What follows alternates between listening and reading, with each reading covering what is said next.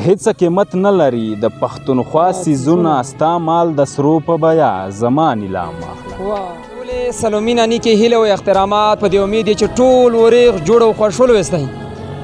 نن مې یو بل تکړه شاعر ځوان شاعر سنادین کاکا ولما کړی دی. سنادین کاکا د ضلع جنوبي وزیرستان د مکین سره تعلق لري چې یو ځوان شاعر دی او ښکلې شاعري کو.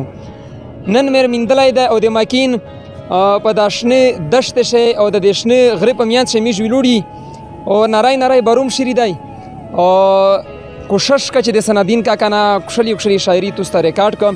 سنادین کاکا مننه دی چې میشته د خپل قیمتي ټایم روکه که د خبرې نه تیر شي نو میناول په تمه دي که د خپل خیالات اظهار ورته وکړي. ډېره شکریه دی ادا کوم چې دومره لرې تو میشته تکلیف وکړي میشته د ځون را ورسوم. ډېره مننه قربان. نو زه به ډېرې خبرې نه کوم. ارشاد د غزل طرف ته د تروسه ارشاد مو ته ګوډوي بخښنه غواړي ورته وایي غزنوي جذبه لرمه بت شکن یم.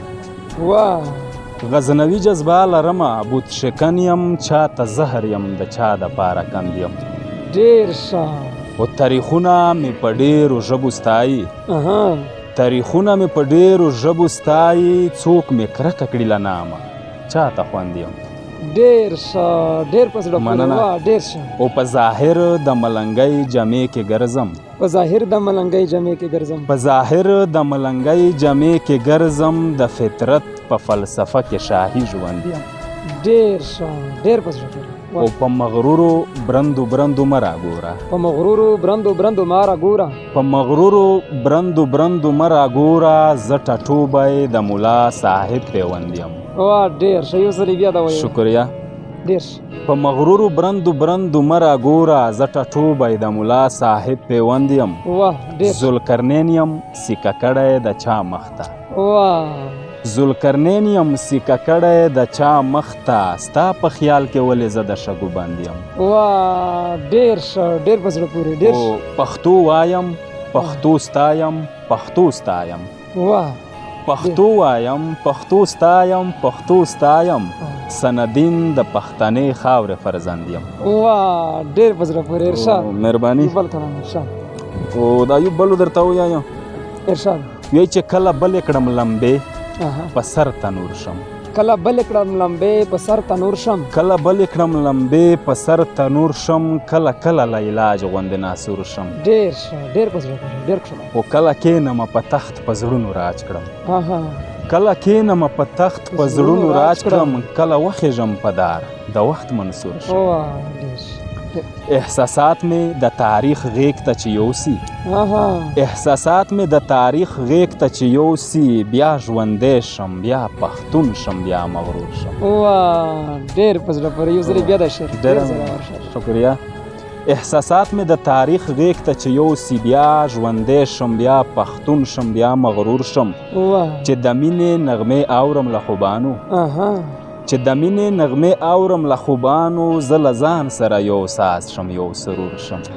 ډېر په زړه پورې. او سندین مې چې په ځان پسې پاګل کړو سندین مې چې په ځان پسې پاګل کړو دا خو موږ کله انبار کله کافور شم.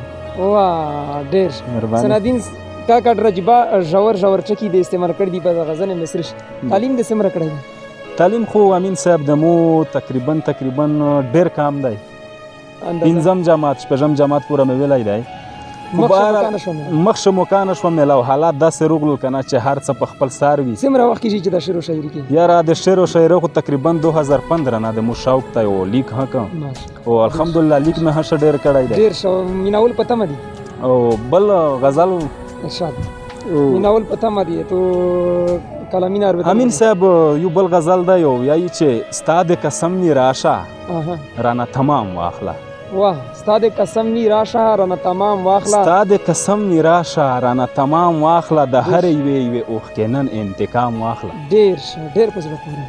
او بیا به زه نه ژاړم دا اختتام واخله بیا به زه نه ژاړم دا اختتام واخله زما د سوي زړګي یو ځل سلام واخله. ډېر ښه. ډېر په زړه پورې. د یار د سترګو نشه ستا په شراب کې څه د یار د سترګو نشه ستا په شراب کې څه ساقي خمار یې نه کړم واپس کړه جام واخله ډېر په زړه پورې او هیڅ قیمت نه لري د پښتونخوا څیزونه واه ډېر هیڅ قیمت نه لري د پښتونخوا څیزونه ستا مال د سرو په بیه زما نیلام واخله واه یو ځل بیا د شعر یو ځل بیا وایو مننه هیڅ قیمت نه لري د پښتونخوا څیزونه ستا مال د سرو په بیه زما نیلام واخله هیلې د خاورې شولې ستا په پردو جنګو کې هیلې د خاورې شولې ستا په پردو جنګو کې هیلې د خاورې شولې ستا په پردو جنګو کې رڼا د ځان له غوښته راشه ماښام واخله واه ډېر ښه یو ځل بیا وایه دا شعر ډېر هیلې د خاورې شولې ستا په پردو جنګو کې رڼا د ځان له غوښته